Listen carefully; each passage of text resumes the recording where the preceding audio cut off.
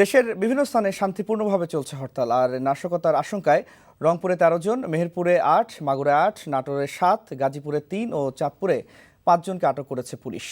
হরতালের সমর্থনে সকালে চট্টগ্রাম নগরীতে কোনো পিকেটার দেখা না গেলেও সীমিত সংখ্যক যানবাহন চলাচল করছে। তবে চট্টগ্রাম থেকে বন্ধ রয়েছে দূরপাল্লার যান চলাচল। নগরীর বিভিন্ন পয়েন্টে আইনশৃঙ্খলা বাহিনী মোতায়েন রয়েছে।